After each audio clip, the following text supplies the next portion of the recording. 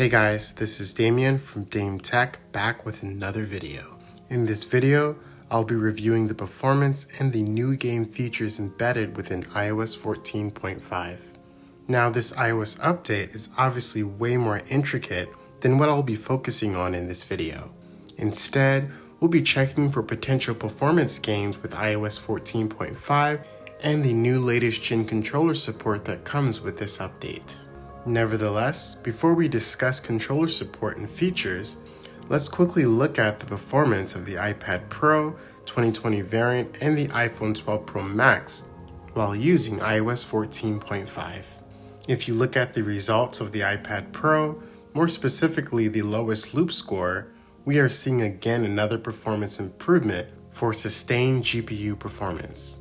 Although very minor. As mentioned before, GPU is a processor designed to handle graphics operations. Thus, GPU is directly related to both graphical work and/or gaming on a mobile device. With that being said, these results in upgrading to iOS 14.5, you should notice a slight improvement in GPU performance with the iPad Pro 2020 variant. As for the iPhone 12 Pro Max, I'm seeing roughly the same best and lowest loop score ranges I achieved with multiple tests in iOS 14.4. Therefore, for those expecting a GPU performance improvement with iOS 14.5, sadly, with the iPhone 12 series, there seems to be none so far.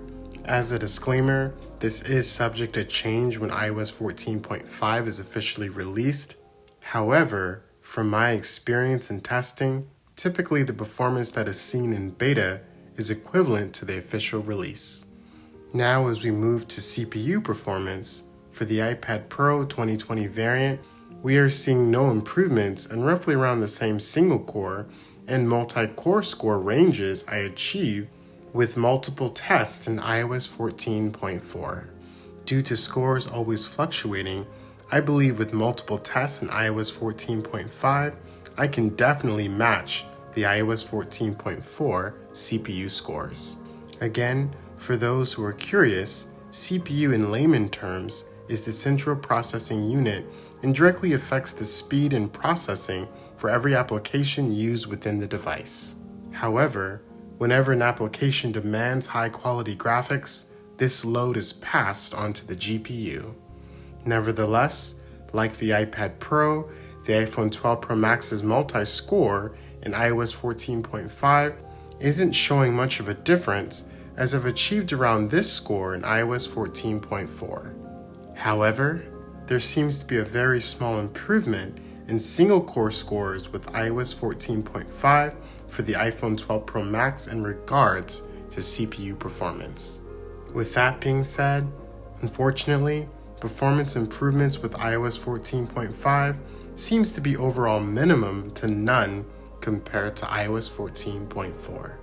Now for the good news, specifically for iOS gaming, it seems iOS 14.5 is a huge and crucial update. As you can see, with iOS 14.5, you can finally connect via Bluetooth the latest gen PS5 and Xbox controllers to your Apple device. But there's more. If you go into settings, you'll see a section called Game Controller. This allows you to fully customize controls outside of the game and create specific customizations for certain games. You can also enable or disable haptic feedback, capturing screenshots, and/or video clips with the controller and these settings. In all honesty, this is huge as these latest gen controllers bring forth a new experience for iOS gaming. For those in question, I provided clips of popular games working with the latest gen controllers. Please enjoy and see you at the end of this video.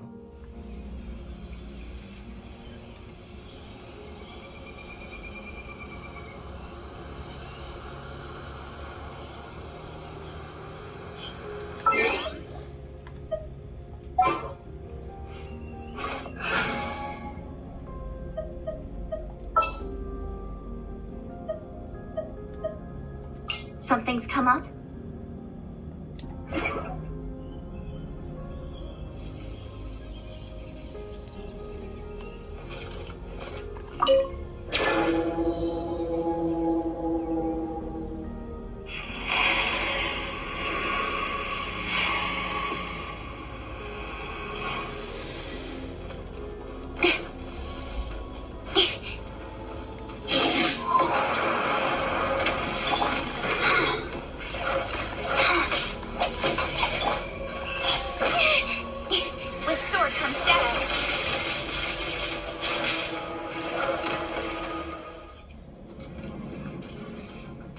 opportunity for all.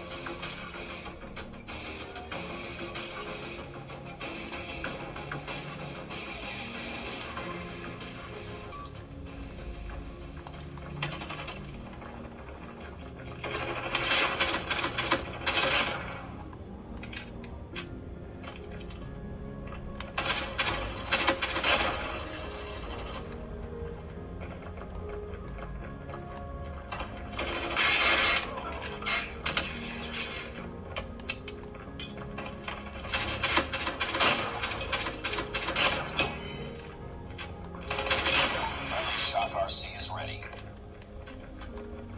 Friendly Shock RC is coming.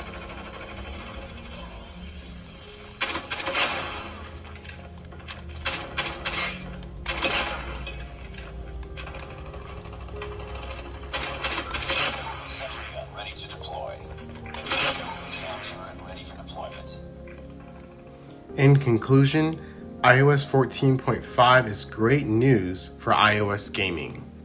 Again, the latest gen controllers bring forth a new experience to iOS gaming. As it pertains to performance, as of now, we aren't seeing much of a difference compared to iOS 14.4.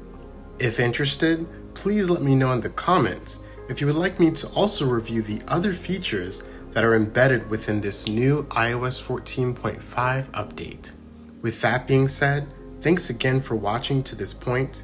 If you enjoyed this video and my other content, please help support my small channel and leave a like and subscribe.